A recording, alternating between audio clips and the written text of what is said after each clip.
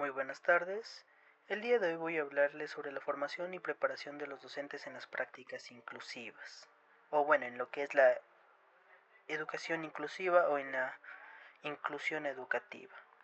Bueno, como primer punto vayamos a ver algo simple. ¿Qué es la inclusión educativa? La inclusión educativa, a leve rasgos, es, por así decirse,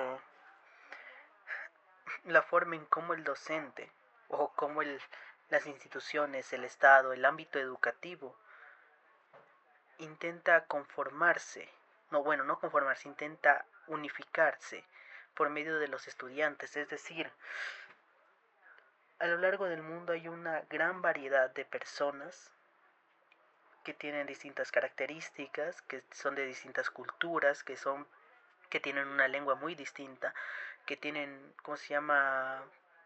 Por así decirse, hábitos culturales distintos.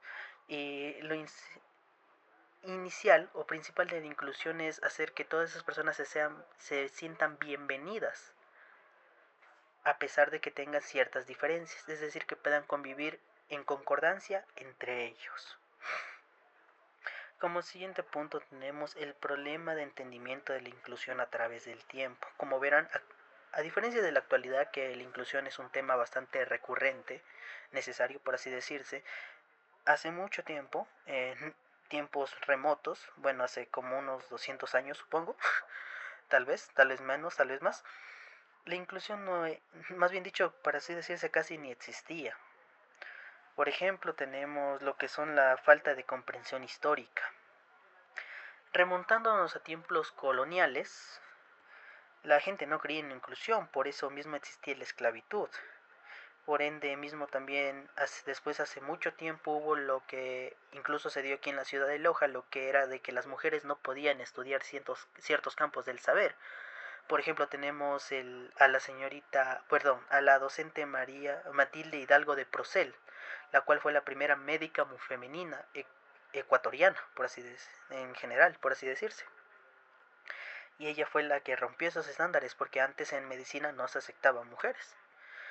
Tenemos, por ejemplo, prácticas educativas rígidas. Bueno, esto aplicado también al contexto anterior a la educación clásica, era que los docentes lo único que buscaban era dar el conocimiento y que el estudiante lo entendiera.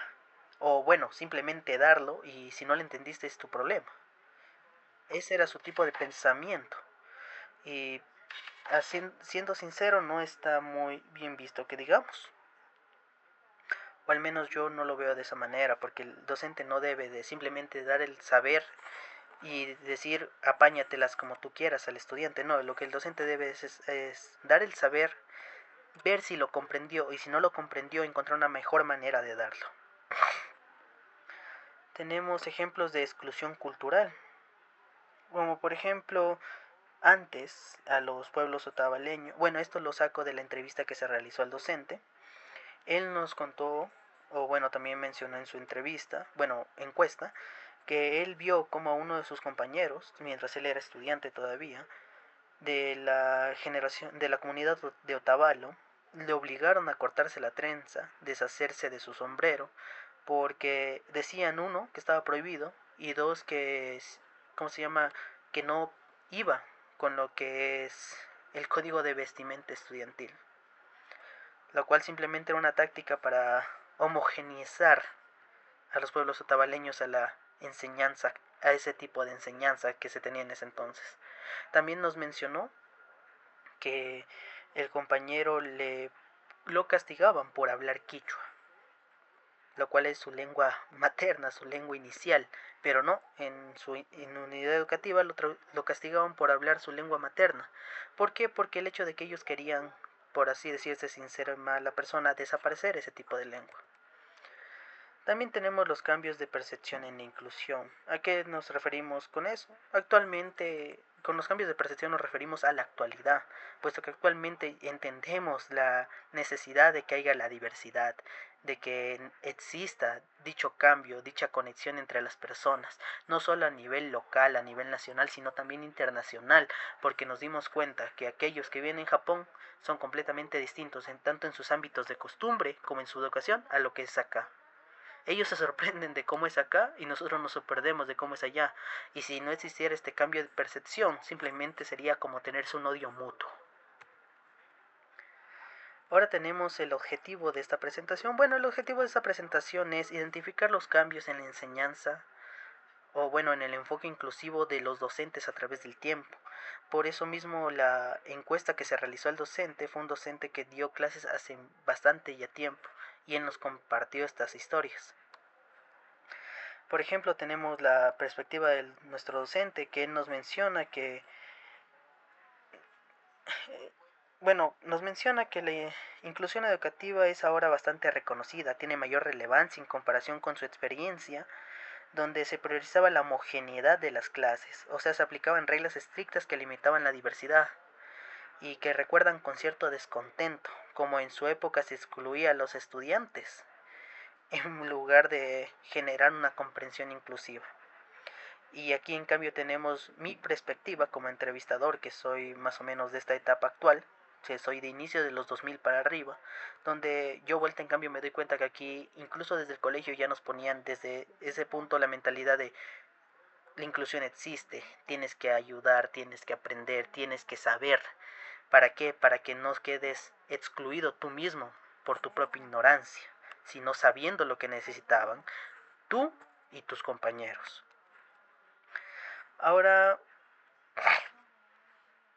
¿cómo se llama? Por así decirse, tenemos unas recomendaciones que nos dio el docente, que lo primero sería la influencia en la formación inicial, es decir, que los docentes en formación deben tener la suficiente capacidad para generar un ambiente crítico, un ambiente sociocrítico, para que los estudiantes se sientan cómodos, que debe tener conocimientos sobre la inclusión, que debe generar desafíos en su práctica docente para que él sepa cómo manejar cuando tenga su labor profesional, entre muchas otras.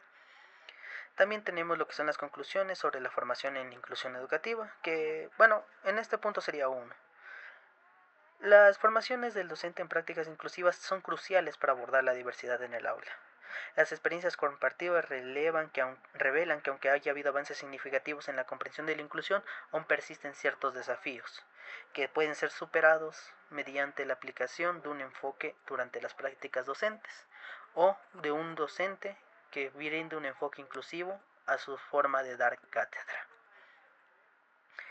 Y bueno, algunas recomendaciones futuras que nos pudieron dar fueron que el docente sepa, que el docente se instruya, que el docente sea quien guíe a la inclusión, que él busque el congeniamiento entre sus estudiantes y él mismo, con el fin de que todo sea una comunidad educativa próspera y sin rencores.